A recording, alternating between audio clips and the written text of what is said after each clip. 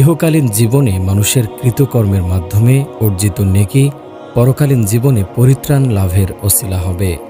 তাই দুনিয়াতে অধিক নেক আমলের দ্বারা বেশি বেশি সওয়াব লাভের চেষ্টা করা মুমিনের কর্তব্য।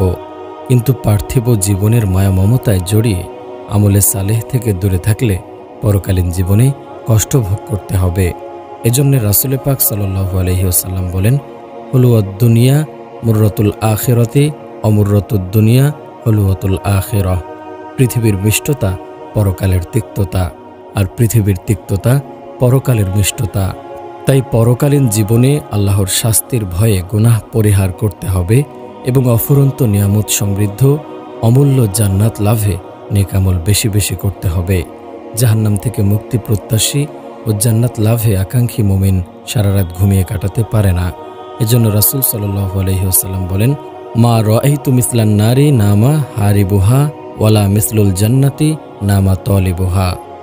আমি জাহান্নাম থেকে পালায়নকারী ব্যক্তিকে কখনো ঘুমাতে দেখিনি, আর জান্নাত অন্বেষণকারীকেও কখনো ঘুমাতে দেখিনি। তাই জান্নাত লাভের জন্য নেকির কাজ বেশি বেশি করার যথাসাধ্য চেষ্টা করতে হবে।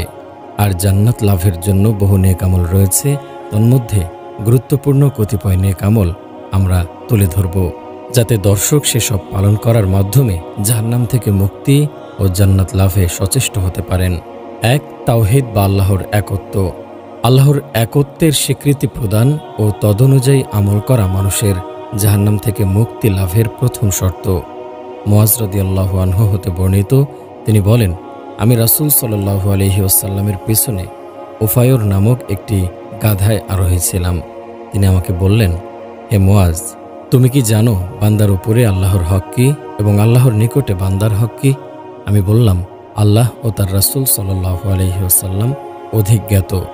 তিনি বললেন, বান্দার উপরে আল্লাহর হক হলো সে আল্লাহর ইবাদত করবে এবং তার সাথে অন্য কাউকে শরীক করবে না। আর আল্লাহর নিকটে বান্দার হক হচ্ছে আল্লাহ তাকে শাস্তি দিবেন না যে তার সাথে কোনো কিছুকে শরীক করবে না। আমি বললাম, হে আল্লাহর রাসূল সাল্লাল্লাহু আলাইহি ওয়াসাল্লাম, আমি কি মানুষকে এর সুসংবাদ দেব না? তিনি বললেন, না, তাদেরকে সুসংবাদ দিও না, তাহলে তারা এর উপরেই নির্ভর করবে। তিনি আরো বলেন, যে ব্যক্তি বলবে আমি সাক্ষ্য দিচ্ছি যে আল্লাহ ব্যতীত কোনো উপাস্য নেই, তিনি এক, তার কোনো শরীক নেই, এবং মুহাম্মদ তার বান্দা ও রাসূল, ঈসা তার বান্দা ও তার বান্দির পুত্র, তার কালিমা বাক্য যা তিনি মারিয়ামের প্রতি নিক্ষেপ করেছেন ও তার পক্ষ থেকে নির্দেশ, রূহ, জান্নাত সত্য, জাহান্নাম সত্য, আল্লাহ তাকে জান্নাতে প্রবেশ করাবেন। জান্নাতের ৮টি দরজার যে কোনোটি দিয়ে ইচ্ছা। অন্য বর্ণনা এসেছে, উদখুলুল্লাহুল জান্নাতা আলা মা কানা মিন আমালিন। আল্লাহ তাকে জান্নাতে প্রবেশ করাবেন তার আমল যাই থাকুক। ২. আল্লাহর প্রতি ঈমান আনয়ন করা। আল্লাহর আযাব থেকে পরিত্রাণ লাভ ও জান্নাতে প্রবেশের জন্য আল্লাহর প্রতি ঈমান আনয়ন করা অত্যাবশ্যক। কেননা ঈমান ব্যতি রেখে মানুষের কোনো নেক আমল আল্লাহর নিকট কবুল হয় না। তেমনি কারো অন্তরে অনুপরিমাণ ঈমান থাকলে সে অবশ্যই জান্নাতে প্রবেশ করবে। আল্লাহ তাআলা বলেন, ওয়াল্লাযীনা আমানু ওয়া আমিলুস সলিহাতি উলাইকা আসহাবুল জান্নাতি হুম ফিহা খালিদুন।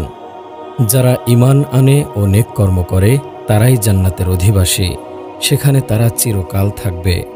অন্যত্র তিনি বলেন, ইন্নাল্লাযীনা আমানু ওয়া আমিলুস সলিহাতি কানাত লাহুম জান্নাতুল ফিরদাউসি নুজুলা। নিশ্চয় যারা ঈমান এনেছে ও নেক কর্ম করেছে জান্নাতুল ফিরদাউসে তাদের জন্য রয়েছে আপ্যায়ন। তিনি আরো বলেন, তুমিনুনা বিল্লাহি ওয়া রাসূলিহি ওয়া তুজাহিদুনা ফি সাবিলিল্লাহি বিআমওয়ালিকুম ওয়া আনফুসিকুম যালিকুম খায়রুল লাকুম ইন কুনতুম তা'লামুন ইয়াগফির লাকুম যুনুবাকুম ওয়া ইউদখিলকুম জান্নাতিন তাজরি মিন তাহতিহাল আনহারু ওয়া মাসাকিন তাইয়্যিবাতান ফি জান্নাতি আদনিন যালিকাল ফাওজুল আযীম।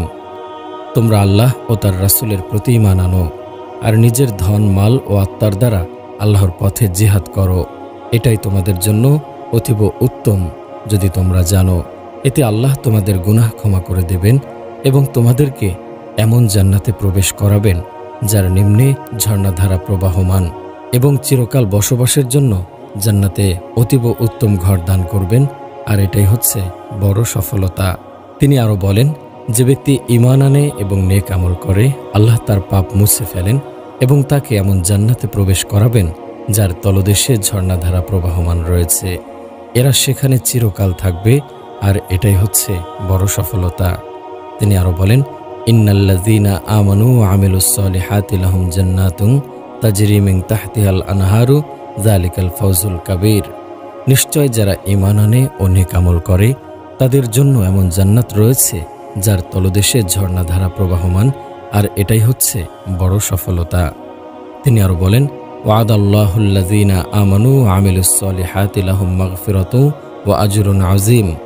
যারা ঈমান আনে এবং নেক আমল করে তাদের প্রতি আল্লাহর ওয়াদা এই যে আল্লাহ তাদের ভুল ভ্রান্তি ক্ষমা করবেন এবং তাদের বড় প্রতিফল দেবেন। ৩. তাকওয়া অর্জন করা। জান্নাত লাভের অন্যতম উপায় হচ্ছে তাকওয়াশীল হওয়া। আল্লাহ তাআলা বলেন, ওয়ালিমান খাফা মাকামা রাব্বিহি জান্নাতান। আর যে স্বীয় প্রতিপালকের সম্মুখে উপস্থিত হওয়ার ভয় রাখে তার জন্য রয়েছে 2টি উদ্যান।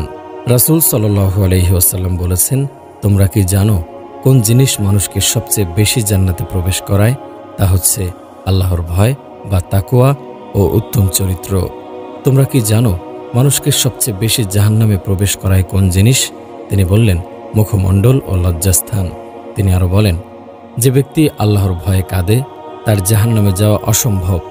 দুধ যেমন গাভীর ওলানে ফিরে যাওয়া অসম্ভব, আর আল্লাহর পথে ধুলা এবং জাহান্নামের ধোঁয়া কখনো একত্রিত হবে না। 4. রাসূল সাল্লাল্লাহু আলাইহি ওয়াসাল্লামের অনুসরণ করা। জান্নাত লাভের জন্য রাসূল সাল্লাল্লাহু আলাইহি ওয়াসাল্লামের অনুসরণ ও আনুগত্য করা জরুরি। তার অনুসরণ ব্যতীত যেমন কোনো আমল কবুল হয় না, তেমনি তার আনুগত্য ব্যতি রেখে জান্নাত লাভ করাও যায় না। আল্লাহ বলেন, ওমাই ইউতিইল্লাহা ওয়া রাসূলাহু ইদখিলহু জান্নাতিন তাজরি মিন তাহতিহাল আনহারু খালিদিনা ফিহা ওয়া যালিকাল ফাওজুল আযীম ওমাই ইয়াসিল্লাহা ওয়া রাসূলাহু ওয়া ইয়াতাআদ্দা হুদুদাহু ইদখিলহু নারান খালিদান ফিহা ওয়া লাহু আযাবুম মুহিন। যে কেউ আল্লাহ ও তার রাসূলের আদেশ মান্য করে চলে তিনি তাকে জান্নাতে প্রবেশ করাবেন, যার তলদেশ দিয়ে নদীসমূহ প্রবাহিত। তারা সেখানে চিরকাল থাকবে। এ হলো বিরাট সাফল্য। আর যে কেউ আল্লাহ ও তার রাসূলের অবাধ্যতা করে এবং তার সীমা অতিক্রম করে তিনি তাকে জাহান্নামে প্রবেশ করাবেন, সেখানে সে চিরকাল থাকবে। তার জন্য রয়েছে অপমানজনক শাস্তি।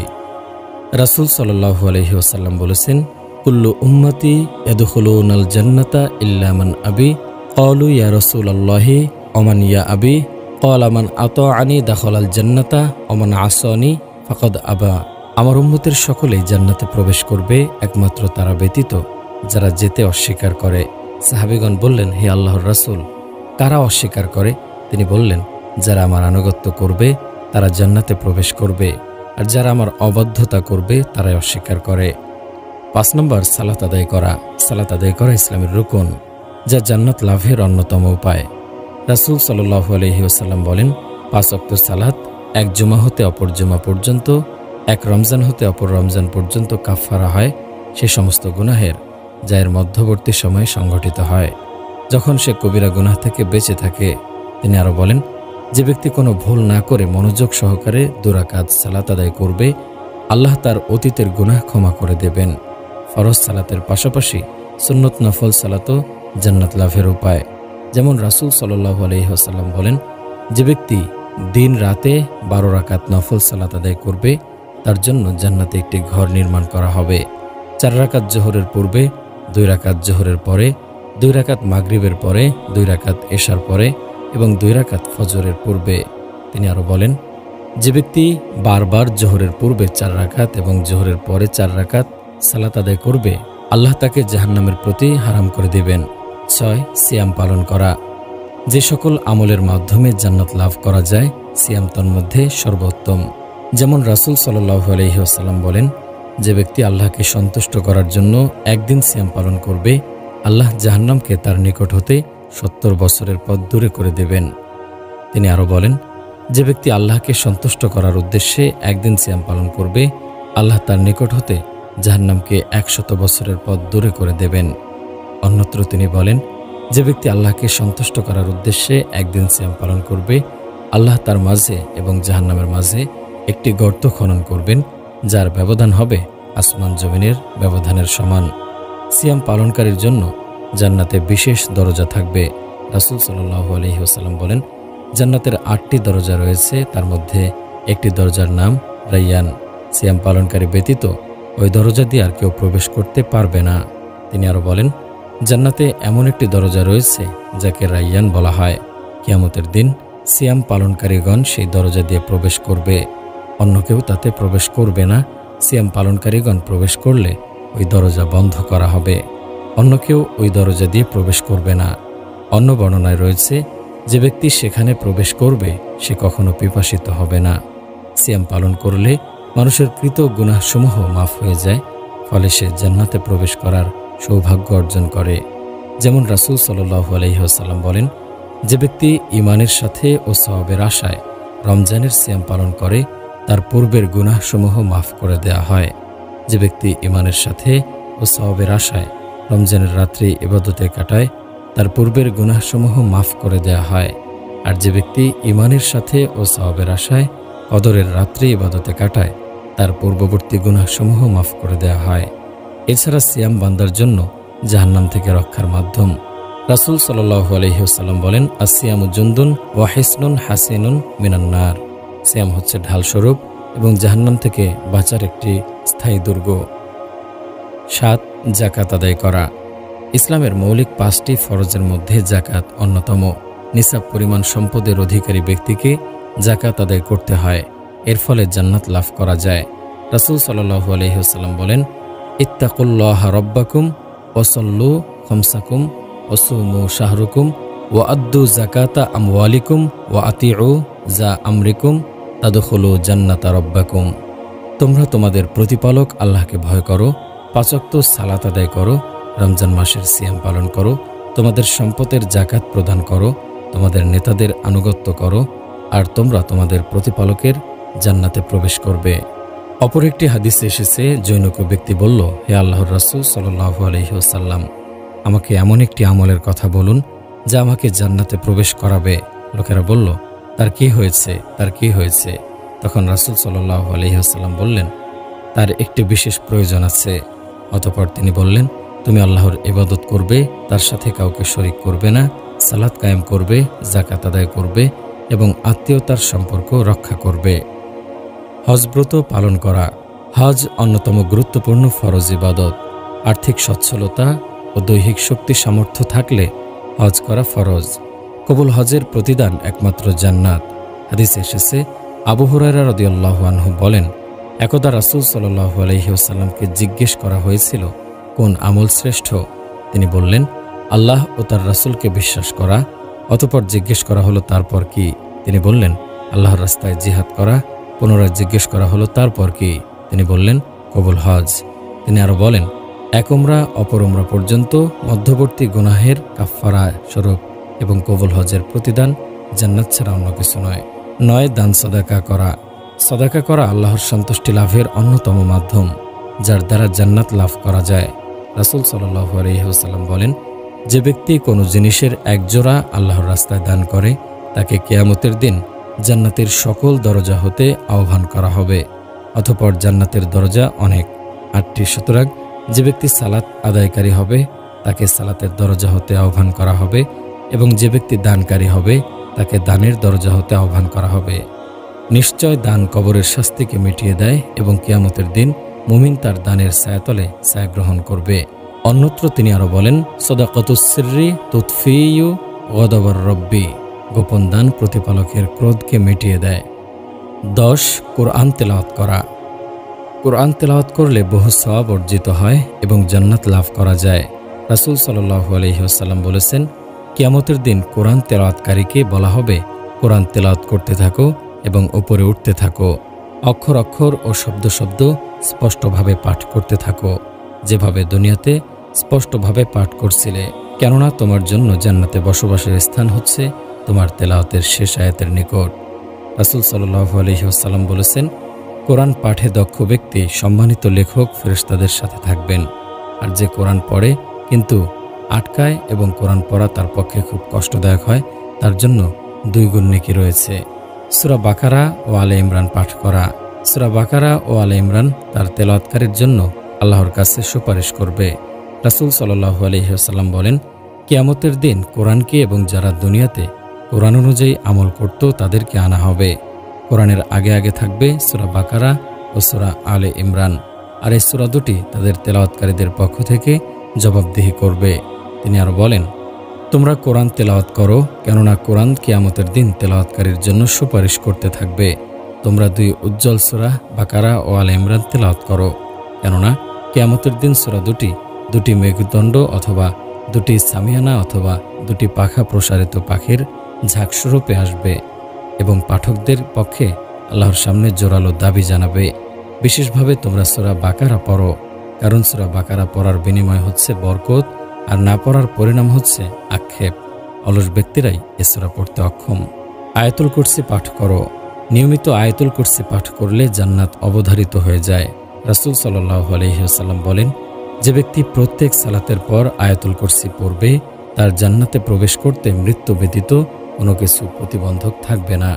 অন্য বর্ণনায় এসেছে, যে ব্যক্তি প্রত্যেক সালাতের পর আয়াতুল কুরসি পড়বে তার জান্নাতে প্রবেশে মৃত্যু ব্যতিরেকে কোনো প্রতিবন্ধক থাকবে না। অন্য বর্ণনায় প্রত্যেক ফরজ সালাতের পরে উল্লেখিত হয়েছে। সূরা কাহাফ তেলাওয়াত করা। সূরা কাহাফ তেলাওয়াত করলে জ্যোতি লাভ হয় এবং দাজ্জালের ফিতনা থেকে মুক্তি পাওয়া যায়।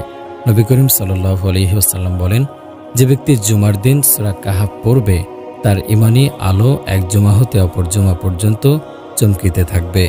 তিনি আরও বলেন, যে ব্যক্তি সূরা কাহাফের প্রথম 3 আয়াত পড়বে তাকে দাজ্জালের ফিতনা হতে নিরাপদে রাখা হবে।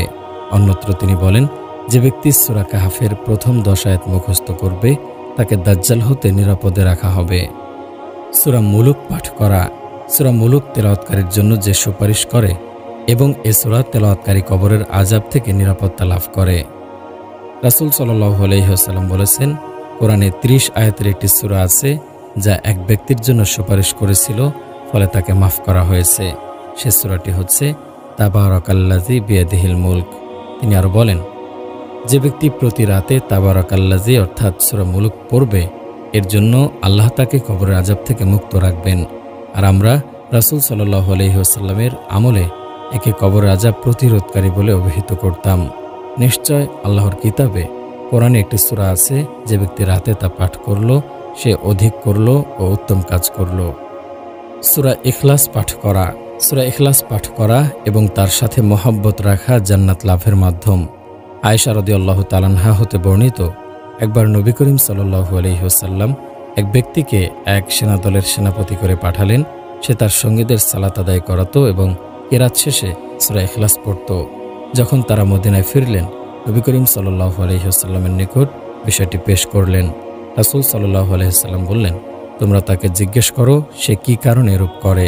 তারা তাকে জিজ্ঞেস করল। সে বলল, এই সূরাতে আল্লাহর গুণাবলী আছে, আর আমি আল্লাহর গুণাবলী পাঠ করতে ভালোবাসি।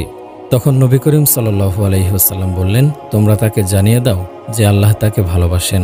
আনাস রাদিয়াল্লাহু আনহু বলেন, একদা এক ব্যক্তি বলল, হে আল্লাহর রাসূল, আমি এই সূরা কুল হুয়াল্লাহু আহাদ ভালোবাসি। রাসূলুল্লাহ সাল্লাল্লাহু আলাইহি ওয়াসাল্লাম বললেন, তার প্রতি তোমার ভালোবাসা তোমাকে জান্নাতে পৌঁছে দেবে। 11 উত্তম রূপে ওযু করা। ওযুর গুরুত্ব ফজিলত অনেক, এটাও জান্নাত লাভকারী আমল।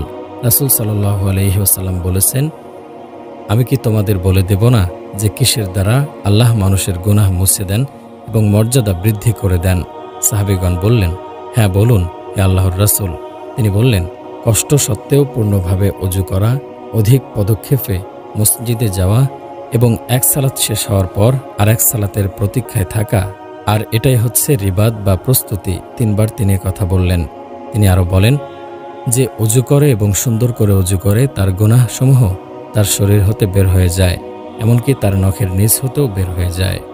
অন্যত্র রাসূলুল্লাহ সাল্লাল্লাহু আলাইহি ওয়াসাল্লাম বলেন, যখন কোনো মুসলমান অথবা মুমিন বান্দা ওযু করে এবং মুখমণ্ডল ধৌত করে, তখন তার মুখমণ্ডল হতে পানির সাথে অথবা পানির শেষ বিন্দুর সাথে সে সমস্ত গুনাহ বের হয়ে যায়, যা তার 2 চোখের মাধ্যমে হয়েছে। আর যখন সে 2 হাত ধৌত করে, তখন পানির সাথে কিংবা পানির শেষ বিন্দুর সাথে সে সমস্ত গুনাহ বের হয়ে যায়, যা তার 2 হাত দ্বারা অর্জিত হয়েছে। যখন সে পা ধৌত করে, তখন পানির সাথে কিংবা পানির শেষ বিন্দুর সাথে সে সমস্ত গুনাহ বের হয়ে যায়, যা করতে তার পা অগ্রসর হয়েছে, এমনকি সে গুনাহ হতে পাক পবিত্র পরিষ্কার পরিচ্ছন্ন হয়ে যায়। রাসূল সাল্লাল্লাহু আলাইহি ওয়াসাল্লাম বলেছেন, কিয়ামতের দিন আমার উম্মতকে জান্নাতের দিকে ডাকা হবে তাদের অজুর বিশেষ চিহ্ন দেখে, যা হবে অতীব উজ্জ্বল, ধবধবে সাদা। সুতরাং তোমাদের মধ্যে যে ব্যক্তি তার উজ্জ্বলতাকে দীর্ঘ করতে চায় সে যেন তা করে। রাসূলুল্লাহ সাল্লাল্লাহু আলাইহি ওয়াসাল্লাম আরও বলেন, তোমাদের মধ্যে যে ব্যক্তি উত্তম রূপে অজু করবে অতঃপর বলবে, আশহাদু আল্লা ইলাহা ইল্লাল্লাহু ওয়াহদাহু লা শারীকা লাহু ওয়া আশহাদু আন্না মুহাম্মাদান আবদুহু ওয়া রাসূলুহু, আমি ঘোষণা করছি যে আল্লাহ ব্যতীত কোনো মাবুদ নেই, এবং আমি আরও ঘোষণা করছি যে মুহাম্মদ সাল্লাল্লাহু আলাইহি ওয়াসাল্লাম তার বান্দা ও রাসূল। এমন ব্যক্তির জন্য জান্নাতের 8টি দরজা খুলে দেওয়া হবে। সে ইচ্ছানুযায়ী যে কোনো দরজা দিয়ে জান্নাতে প্রবেশ করতে পারবে। 12 মসজিদে গমন করা।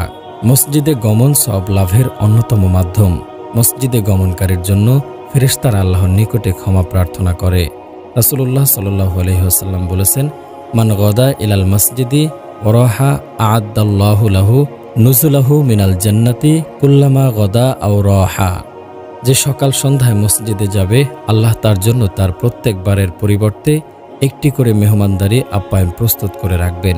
তিনি আরও বলেন, কোনো ব্যক্তির মসজিদে জামাতে সালাত আদায়ের নেকি তার ঘরে বা বাজারে সালাত আদায় অপেক্ষা 25 গুণ বেশি। আর এই নেকি তখনই হয় যখন সে ব্যক্তি সুন্দর করে ওযু করে আর একমাত্র সালাতের উদ্দেশ্যে মসজিদে যায়। এমত অবস্থায় সে যত পদক্ষেপ রাখে, প্রত্যেক পদক্ষেপের দরুন একটা করে স্তর উন্নত করা হয় এবং একটা করে গুনাহ ক্ষমা করা হয়। অতঃপর যখন সে সালাত আদায় করতে থাকে, ফেরেশতাগণ তার জন্য দোয়া করতে থাকেন। তারা বলেন, আল্লাহুম্মা সাল্লি আলাইহি, আল্লাহুম্মা আরহামহু, আল্লাহুম্মা গফির লাহু, আল্লাহুম্মা তুব আলাইহি। হে আল্লাহ, তুমি তার প্রতি অনুগ্রহ করো। হে আল্লাহ, তুমি তার প্রতি দয়া করো। হে আল্লাহ, তুমি তাকে ক্ষমা করো। হে আল্লাহ, তুমি তার তাওবা কবুল করো। আর এভাবে তারা বলতে থাকে যে পর্যন্ত সে সালাত আদায়ের স্থানে থাকে, যতক্ষণ সে কাউকে কষ্ট না দেয় এবং অজু ভঙ্গ না করে।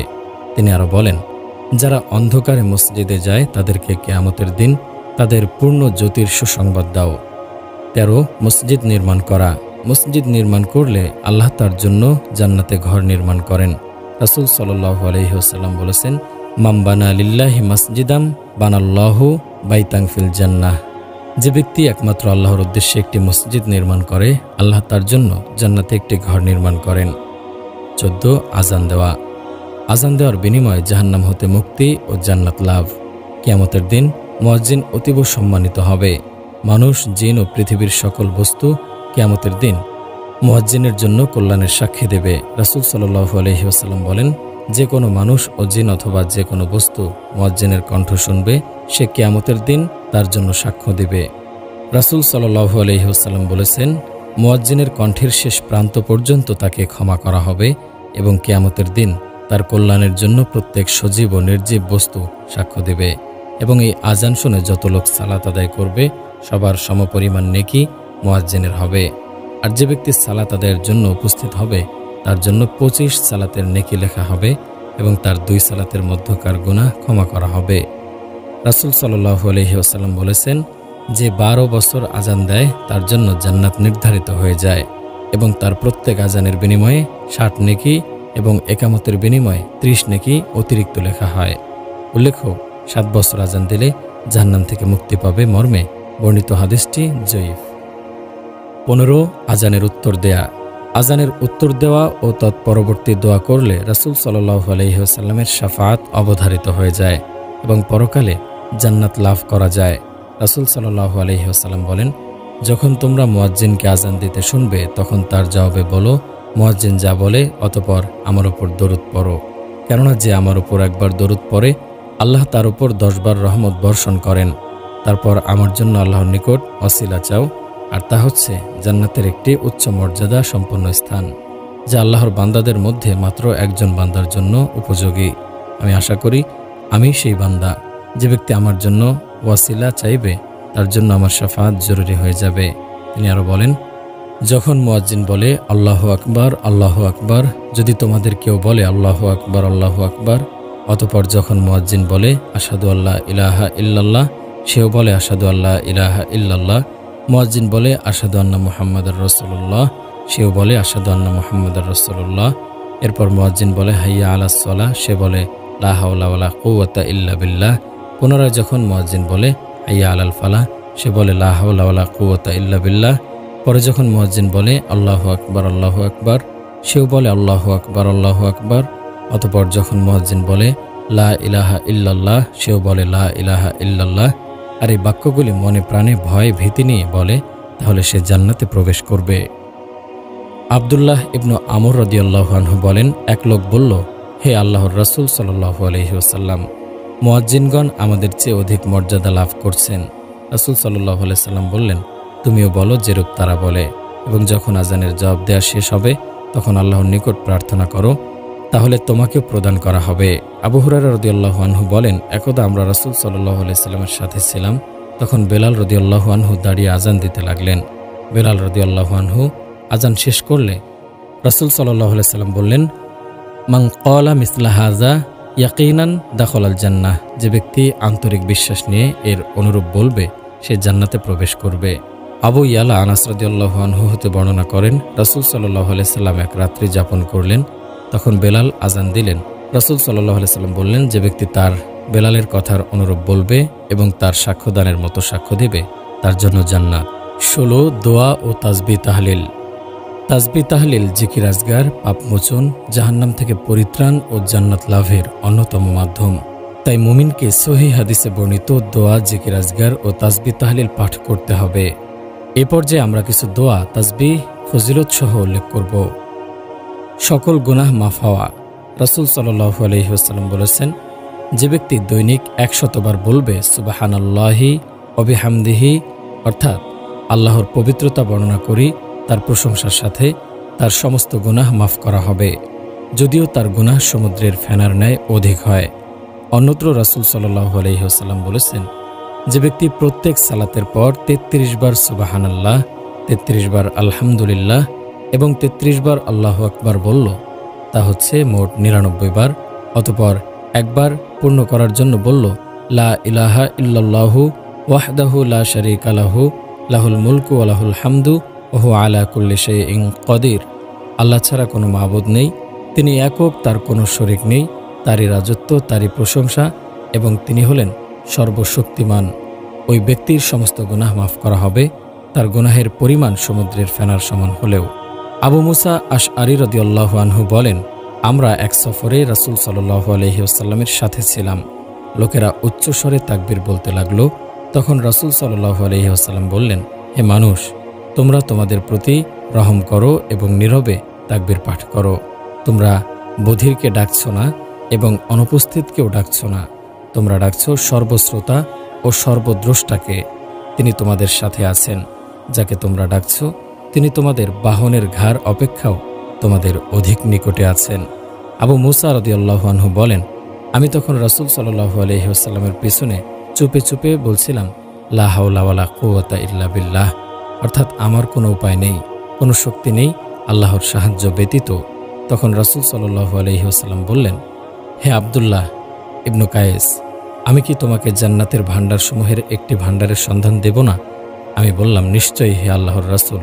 তিনি বললেন, তা হচ্ছে লা হাওলা ওয়ালা কুওয়াতা ইল্লা বিল্লাহ।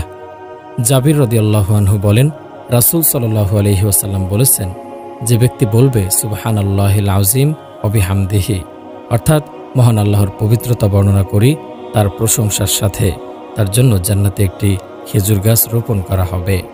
সওয়াব লাভ, মর্যাদা বৃদ্ধি ও জান্নাতে গৃহ লাভ।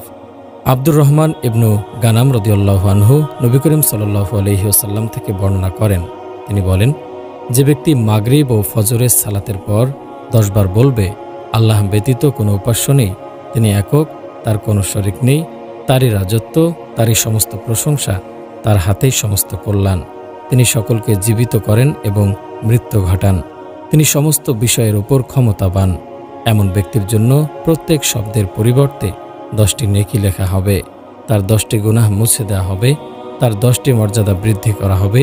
এছাড়াও এ দোয়াটি তার জন্য প্রত্যেক মন্দ কাজ হতে রক্ষক হবে এবং বিতাড়িত শয়তান হতেও রক্ষা কবচ হবে। এর বদৌলতে কোনো গুনাহ তাকে স্পর্শ করতে পারবে না, অর্থাৎ শিরক ব্যতীত কোনো কিছুই তাকে ধ্বংস করতে পারবে না। ওই ব্যক্তি হবে সমস্ত মানুষ অপেক্ষা উত্তম আমলকারী তবে যে এর চেয়েও উত্তম কথা বলবে সে অবশ্যই এর চেয়ে উত্তম হবে। অন্য হাদিসে এসেছে, রাসূলুল্লাহ সাল্লাল্লাহু আলাইহি ওয়াসাল্লাম বলেন, যে ব্যক্তি বাজারে প্রবেশ করে বলবে লা ইলাহা ইল্লাল্লাহু ওয়াহদাহু লা শারীকা লাহু লাহুল মুলকু ওয়া লাহুল হামদু ইউহয়ি ওয়া ইউমীতু ওয়া হুয়া হাইয়্যু লা ইয়ামুতু বিয়াদিহিল খায়রু ওয়া হুয়া আলা কুল্লি শাইইন কাদির। আল্লাহ ব্যতীত কোনো উপাস্য নেই, তিনি এক, তার কোনো শরীক নেই। রাজত্ব তারই, সকল প্রশংসা তার। তিনি জীবিত করেন এবং মৃত্যু দেন। তিনি চিরঞ্জীব, তার মৃত্যু নেই, তার হাতেই সকল কল্যাণ। তিনি সর্বময় ক্ষমতার অধিকারী। আল্লাহ তার জন্য 10 লক্ষ নেকি লিখবেন, 10 লক্ষ গুনাহ মোচন করবেন এবং তার 10 লক্ষ মর্যাদা বৃদ্ধি করবেন। সুবহানাল্লাহ। অন্যত্র তিনি বলেন, যে ব্যক্তি বাজারে গিয়ে বলবে লা ইলাহা ইল্লাল্লাহু ওয়াহদাহু লা শারীকা লাহু লাহুল মুলকু ওয়া লাহুল হামদু ইউহয়ি ওয়া ইউমীতু ওয়া হুয়া হাইয়্যু লা ইয়ামুতু বিয়াদিহিল খায়রু ওয়া হুয়া আলা কুল্লি শাইইন কাদির। আল্লাহ ব্যতীত কোনো উপাস্য নেই, তিনি এক, তার কোনো শরীক নেই। রাজত্ব তারই, সকল প্রশংসা তার। তিনি জীবিত করেন এবং মৃত্যু দেন। তিনি চিরঞ্জীব, তার মৃত্যু নেই, তার হাতেই সকল কল্যাণ। তিনি সর্বময় ক্ষমতার অধিকারী। আল্লাহ তার জন্য 10 লক্ষ নেকি লিখবেন, 10 লক্ষ গুনাহ মোচন করবেন এবং জান্নাতে তার জন্য একটি ঘর নির্মাণ করবেন। 17 জিহাদ করা। জিহাদের অশেষ গুরুত্ব ও ফজিলত রয়েছে, এর বিনিময় জান্নাত। আল্লাহ তাআলা বলেন, ইয়া আইয়ুহাল্লাযীনা আমানু হাল আদুল্লুকুম আলা তিজারাতিন তুনজিকুম মিন আযাবিন আলিম তু'মিনুনা বিল্লাহি ওয়া রাসূলিহি ওয়া তুজাহিদুনা ফী সাবিলিল্লাহি বিআমওয়ালিকুম ওয়া আনফুসিকুম যালিকুম খায়রুল লাকুম ইন কুনতুম তা'লামুন ইয়াগফির লাকুম যুনুবাকুম ওয়া ইউদখিলকুম জান্নাতিন তাজরি মিন তাহতিহাল আনহারু ওয়া মাসাকিনা তাইয়্যিবাতান ফী জান্নাতি আদনিন যালিকাল ফাওজুল আযীম। হে ঈমানদারগণ, আমি কি তোমাদেরকে এমন এক বাণিজ্যের কথা বলে দেব না, যা তোমাদেরকে যন্ত্রণাদায়ক শাস্তি থেকে রক্ষা করবে? তা এই যে তোমরা ঈমান আনবে আল্লাহর প্রতি ও তার রাসূলের প্রতি, আর তোমাদের ধন সম্পদ ও তোমাদের জীবন দিয়ে আল্লাহর পথে জিহাদ করবে। এটাই তোমাদের জন্য শ্রেয় যদি তোমরা জানতে। আল্লাহ তোমাদের গুনাহসমূহ ক্ষমা করে দেবেন এবং জান্নাতে প্রবেশ করাবেন, যার নিম্নদেশ দিয়ে নহরসমূহ প্রবাহিত, এবং তা এমন মনোরম আবাসগৃহ যা অনন্তকাল বসবাসের জন্য। এটাই মহা সাফল্য। আল্লাহ তাআলা বলেন, ওয়ালা তাহসাবান্নাল্লাযীনা কুতিলু ফী সাবিলিল্লাহি আমওয়াতাম বাল আহইয়াউন ইনদা রাব্বিহিম ইরযাকুন। যারা আল্লাহর রাস্তায় নিহত হয় তাদেরকে মৃত ভেবো না, বরং তারা জীবিত, তারা তাদের প্রতিপালকের নিকট হতে জীবিকা প্রাপ্ত হয়। অন্যত্র তিনি আরো বলেন, ইন্নাল্লাহা আশতারা মিনাল মুমিনিনা আনফুসাহুম ওয়া আমওয়ালাহুম বিআন্না লাহুমুল জান্নাহ ইয়াকাতিলুনা ফী সাবিলিল্লাহি ফায়াকতুলুনা ওয়া ইউকতালুনা ওয়া'দান আলাইহি হাক্কান ফিত তাওরাতি ওয়াল ইনজিলি ওয়াল কুরআনি ওয়া মিন আওফা বিআহদিহি মিনাল্লাহি ফাস্তাবশিরু বিবাইইকুমুল্লাযী বায়াতুম বিহি ওয়া যালিকা হুয়াল ফাওজুল আযীম। নিশ্চয়ই আল্লাহ মুমিনদের নিকট থেকে তাদের জান ও মাল খরিদ করে নিয়েছেন জান্নাতের বিনিময়ে। তারা আল্লাহর রাস্তায় যুদ্ধ করে, অতঃপর তারা হত্যা করে অথবা নিহত হয়। এর বিনিময়ে তাদের জন্য জান্নাত লাভের সত্য ওয়াদা করা হয়েছে তাওরাত, ইনজিল ও কোরআনে। আর আল্লাহর চাইতে নিজের অঙ্গীকার অধিক পূরণকারী আর কে আছে? অতএব তোমরা এই ক্রয় বিক্রয়ের বিনিময়ে জান্নাতের সুসংবাদ গ্রহণ করো, যা তোমরা তার সাথে করেছ, আর এটাই হলো মহান সফলতা। জিহাদের গুরুত্ব, ফজিলত এবং মুজাহিদ ও শহীদের মর্যাদা সম্পর্কে অনেক সহিহ হাদিস বর্ণিত হয়েছে। তন্মধ্যে কতিপয় হাদিস আমরা তুলে ধরছি। আবু হুরায়রা রাদিয়াল্লাহু আনহু হতে বর্ণিত, তিনি বলেন, রাসূল সাল্লাল্লাহু আলাইহি ওয়াসাল্লাম বলেছেন, যে ব্যক্তি আল্লাহ ও তার রাসূলের প্রতি ঈমান আনলো, সালাত আদায় করল ও রমজান মাসের সিয়াম পালন করল, সে আল্লাহর পথে জিহাদ করুক কিংবা সেও জন্মস্থানে বসে থাকুক, তাকে জান্নাতে প্রবেশ করানো আল্লাহর দায়িত্ব হয়ে যায়। সাহাবীগণ বললেন, হে আল্লাহর রাসূল সাল্লাল্লাহু আলাইহি ওয়াসাল্লাম, আমরা কি লোকদের এই সুসংবাদ পৌঁছে দেব না? তিনি বললেন, আল্লাহর পথে জিহাদকারীদের জন্য আল্লাহ তাআলা জান্নাতে 100টি মর্যাদার স্তর প্রস্তুত রেখেছেন। 2টি স্তরের ব্যবধান আসমান ও জমিনের দূরত্বের সমান। তোমরা আল্লাহর নিকট চাইলে জান্নাতুল ফেরদাউস চাইবে, কেননা এটাই হলো সর্বোত্তম ও সর্বোচ্চ জান্নাত। এর উপরিভাগে করুণাময় আল্লাহর আরশ, সেই স্থান হতে জান্নাতের নদীসমূহ প্রবাহিত হচ্ছে। তিনি আরও বলেন, কোনো ব্যক্তি জান্নাতে প্রবেশ করার পর পুনরায় দুনিয়াতে ফিরে আসতে চাইবে না, যদিও পৃথিবীর যাবতীয় সম্পদ তাকে প্রদান করা হয়, একমাত্র শহীদ ব্যতীত। শহীদগণ শাহাদাত বরণের মর্যাদা দেখে আবার দুনিয়াতে ফিরে আসার আকাঙ্ক্ষা করবে, যাতে সে আরও 10 বার শহীদ হতে পারে।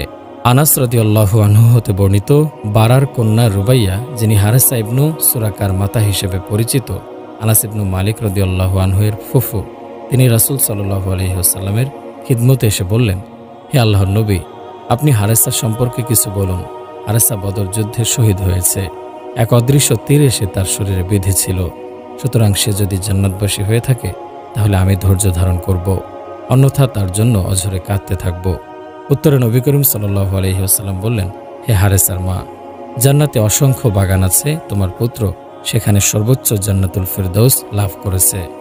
শহীদের মর্যাদা সম্পর্কে বহু বর্ণনা এসেছে, যেমন রাসূল সাল্লাল্লাহু আলাইহি ওয়াসাল্লাম বলেছেন, আল্লাহর নিকট শহীদের জন্য 6টি বিশেষ পুরস্কার রয়েছে। 1, শরীরের রক্তের প্রথম ফোঁটা ঝরতেই তাকে মাফ করে দেওয়া হয় এবং প্রাণ বের হওয়ার প্রাক্কালে জান্নাতের মধ্যে তার অবস্থানের জায়গাটি চাক্ষুষ দেখানো হয়। 2, কবরে আযাব হতে তাকে নিরাপদে রাখা হয়।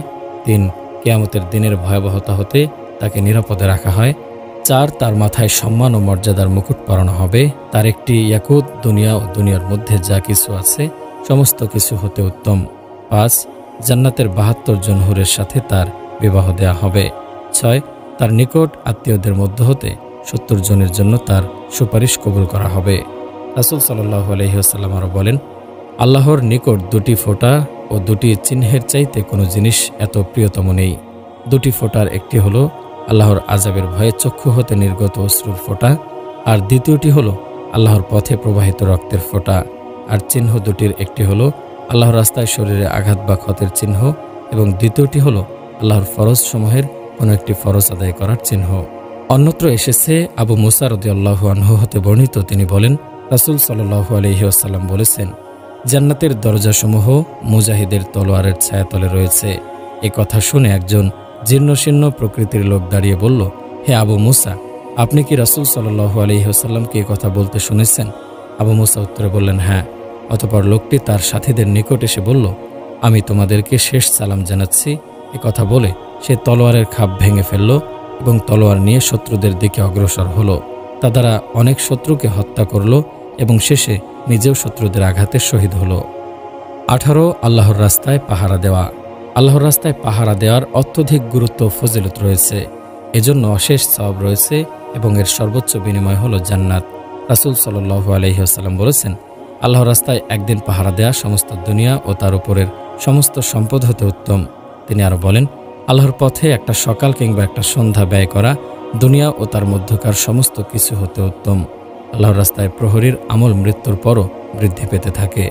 রাসূল সাল্লাল্লাহু আলাইহি ওয়াসাল্লাম বলেছেন, মৃত্যুর সঙ্গে সঙ্গেই প্রত্যেক ব্যক্তির আমলের সমাপ্তি ঘটে, কিন্তু যে ব্যক্তি আল্লাহর রাস্তায় পাহারারত অর্থাৎ দিন হেফাজতের দায়িত্বে নিয়োজিত অবস্থায় মৃত্যুবরণ করে, কিয়ামত সংঘটিত হওয়া পর্যন্ত তার আমল বৃদ্ধি পেতে থাকবে এবং কবরের ফিতনা হতেও সে নিরাপদে থাকবে।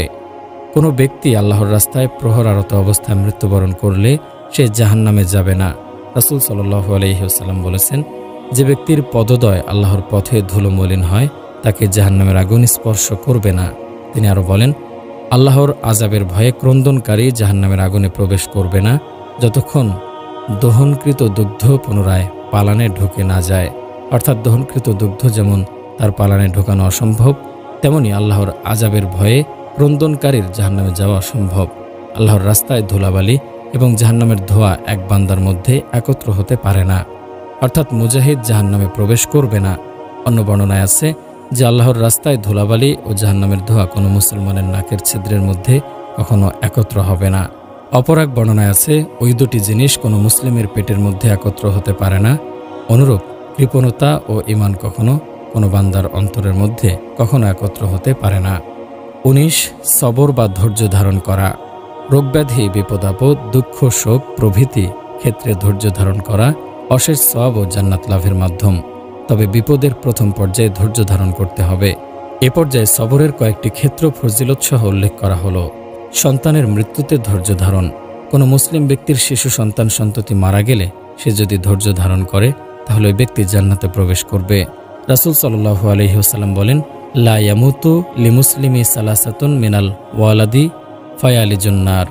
যে কোনো মুসলমানের 3টি সন্তান মারা যাবে, সে জাহান্নামে প্রবেশ করবে না।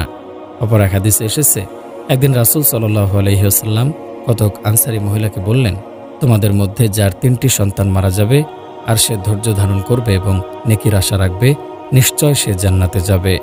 এ সময় তাদের মধ্যকার একজন মহিলা বলল, হে আল্লাহর রাসূল, যদি 2 জন মারা যায়? রাসূল সাল্লাল্লাহু আলাইহি সাল্লাম বললেন, 2 জন মারা গেলেও সে জান্নাতে যাবে।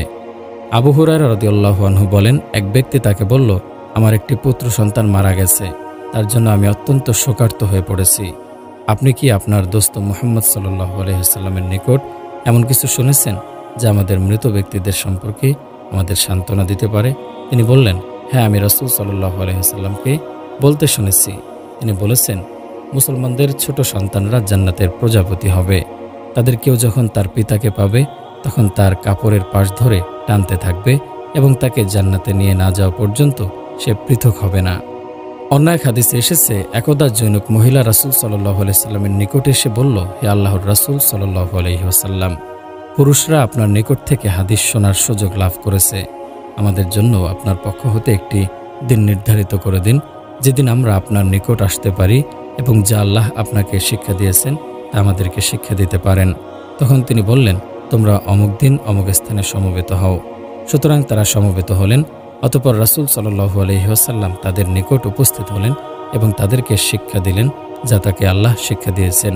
অতঃপর বললেন, তোমাদের মধ্যকার যে মহিলা তার সন্তানদের মধ্য হতে 3টি সন্তান আল্লাহর নিকট পাঠিয়েছে, তারা তার জন্য জাহান্নামে প্রবেশে প্রতিবন্ধক হবে, অর্থাৎ তারা তাকে জাহান্নামে যেতে দেবে না। এ সময় একজন মহিলা বলল, হে আল্লাহর রাসূল সাল্লাল্লাহু আলাইহি ওয়াসাল্লাম, কেউ যদি 2 জন সন্তান পাঠায়? সে বাক্যটি 2 বার বলল। তখন রাসূল সাল্লাল্লাহু আলাইহি ওয়াসাল্লাম বললেন, 2 জন পাঠালেও, 2 জন পাঠালেও, 2 জন পাঠালেও। অন্য হাদিসে এসেছে, কুবরা আল মুজানি হতে বর্ণিত এক ব্যক্তি রাসূল সাল্লাল্লাহু আলাইহি ওয়াসাল্লামের নিকট আসত এবং তার সাথে তার একটি ছেলেও থাকত। একদিন নবী করিম সাল্লাল্লাহু আলাইহি ওয়াসাল্লাম তাকে জিজ্ঞেস করলেন, তুমি কি তাকে ভালোবাসো? সে বলল, হে আল্লাহর রাসূল, আল্লাহর পর আপনাকে ভালোবাসার মতোই আমি তাকে ভালোবাসি। অতঃপর একদিন নবী করিম সাল্লাল্লাহু আলাইহি ওয়াসাল্লাম ছেলেটিকে দেখতে পেলেন না। তিনি জিজ্ঞেস করলেন, অমুকের ছেলেটি কোথায় গেল? সাহাবী বললেন, হে আল্লাহর রাসূল সাল্লাল্লাহু আলাইহি ওয়াসাল্লাম, সে মারা গেছে। তখন তার পিতাকে রাসূল সাল্লাল্লাহু আলাইহি ওয়াসাল্লাম বললেন, ওহে, তুমি কি এটা ভালোবাসো না যে তুমি জান্নাতের যে কোনো দরজা দিয়ে যাও না কেন সেখানে তাকে, তোমার ছেলেকে তোমার জন্য অপেক্ষা করতে দেখবে? এ সময় এক ব্যক্তি বলল, এই সুযোগ শুধু তার জন্য না আমাদের সকলের জন্য? রাসূল সাল্লাল্লাহু আলাইহি ওয়াসাল্লাম বললেন, বরং তোমাদের সকলের জন্য। অন্যত্র রাসূল সাল্লাল্লাহু আলাইহি ওয়াসাল্লাম বলেন, যখন কোনো বান্দার সন্তান মারা যায়, আল্লাহ তাআলা তার ফেরেশতাদের বলেন, তোমরা কি আমার বান্দার সন্তানকে উঠিয়ে নিলে? তারা বললেন, হ্যাঁ। আল্লাহ আবার জিজ্ঞেস করেন, তোমরা কি তার অন্তরের ধনকে কেড়ে নিলে? তারা বললেন, হ্যাঁ। আল্লাহ আবার জিজ্ঞেস করেন, তখন তারা কি বলল? ফেরেশতারা বলেন, তখন তারা বলল, ইন্না লিল্লাহি ওয়া ইন্না ইলাইহি রাজিউন এবং আলহামদুলিল্লাহ। তখন আল্লাহ বলেন, আমার বান্দার জন্য জান্নাতে একটি ঘর নির্মাণ করো এবং তার নাম রাখো বাইতুল হামদ। রাসূল সাল্লাল্লাহু আলাইহি ওয়াসাল্লাম আরও বলেছেন, কোনো মুসলমানের সন্তান যুবক হওয়ার পূর্বে মারা গেলে আল্লাহ তার বিশেষ রহমতের মাধ্যমে তাকে জান্নাতে প্রবেশ করাবেন। বিপদে ধৈর্য ধারণ। বিপদে সবর করা অত্যন্ত কঠিন, অথচ বিপদে ধৈর্য ধারণ করাই প্রকৃত ধৈর্য। এর পুরস্কারও অগণিত। রাসূল সাল্লাল্লাহু আলাইহি ওয়াসাল্লাম বলেছেন, মুমিনদের বিষয় আশ্চর্যজনক। যদি তার প্রতি কোনো কল্যাণ বর্তায় সে আল্লাহর প্রশংসা করে ও শুকরিয়া জ্ঞাপন করে, আর যদি কোনো বিপদ আপতিত হয় তবুও সে আল্লাহর প্রশংসা করে এবং ধৈর্য ধারণ করে। সুতরাং মুমিন তার প্রত্যেক কাজে নেকি অর্জন করে, এমনকি স্ত্রীর মুখে খাদ্যের লোকমা তুলে দিলেও নেকি পায়। রোগ ব্যাধিতে ধৈর্য ধারণ। অসুখ বিসুখে ধৈর্য ধারণ করলে অশেষ সওয়াব লাভ করা যায় এবং গুনাহসমূহ আল্লাহ ক্ষমা করে দেন। অসুখে ধৈর্য ধারণ করা জান্নাত লাভের মাধ্যম। উম্মুল আলা রাদিয়াল্লাহু আনহু বলেন, আমি একদা অসুস্থ হলে নবী করিম সাল্লাল্লাহু আলাইহি ওয়াসাল্লাম আমাকে দেখার জন্য আসলেন এবং বললেন, হে উম্মুল আলা, তুমি সুসংবাদ গ্রহণ করো, কেননা কোনো মুসলিম অসুস্থ হলে আল্লাহ তার দ্বারা তার গুনাহ দূর করে দেন, যেমন আগুন সোনার উপর মরিচা দূর করে দেয়। অন্য হাদিসে এসেছে, রাসূলুল্লাহ সাল্লাল্লাহু আলাইহি ওয়াসাল্লাম উম্মু সায়েব অথবা উম্মুল মুসাইয়্যিদের নিকটে প্রবেশ করে বললেন, হে সায়েব বা মুসাইবের মা, তোমার কি হয়েছে, কাঁপছো কেন? তিনি বললেন, জ্বর হয়েছে, আল্লাহ তার ভালো না করুন। এতদ শ্রবণে রাসূলুল্লাহ সাল্লাল্লাহু আলাইহি ওয়াসাল্লাম বললেন, জ্বরকে গালি দিও না, কারণ সে আদম সন্তানের গুনাহসমূহকে দূর করে দেয়, যেমন হাপুর লোহার মরিচা দূর করে। বান্দাকে অসুখ দিয়ে আল্লাহ তার গুনাহ মাফের ব্যবস্থা করেন। রাসূল সাল্লাল্লাহু আলাইহি ওয়াসাল্লাম বলেন, নিশ্চয়ই আল্লাহ তার বান্দাকে অসুখ দিয়ে পরীক্ষা করেন এভাবে আল্লাহ তার সমস্ত গুনাহ মুছে দেন। বিপদগ্রস্ত কোনো মুমিন ভাইকে সান্ত্বনা দিলে অশেষ সওয়াব অর্জিত হয়। রাসূল সাল্লাল্লাহু আলাইহি ওয়াসাল্লাম বলেছেন, কোনো মুমিন যদি কোনো বিপদগ্রস্ত মুমিনকে সান্ত্বনা দেয় তাহলে আল্লাহ তাকে কিয়ামতের দিন সম্মানিত পোশাক পরাবেন।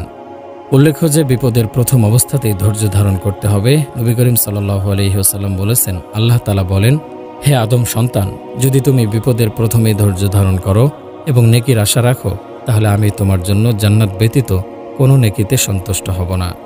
চোখ হারিয়ে ধৈর্য ধারণ। মানুষের শরীরের অন্যতম গুরুত্বপূর্ণ অঙ্গ চোখ।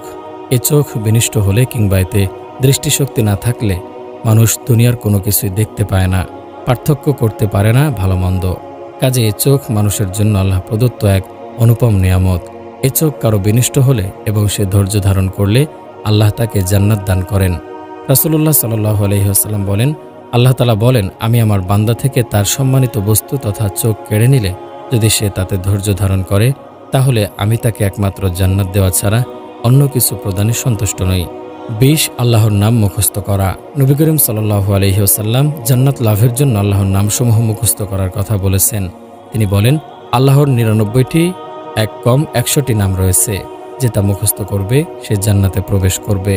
21 উত্তম চারিত্রিক বৈশিষ্ট্যের অধিকারী হওয়া।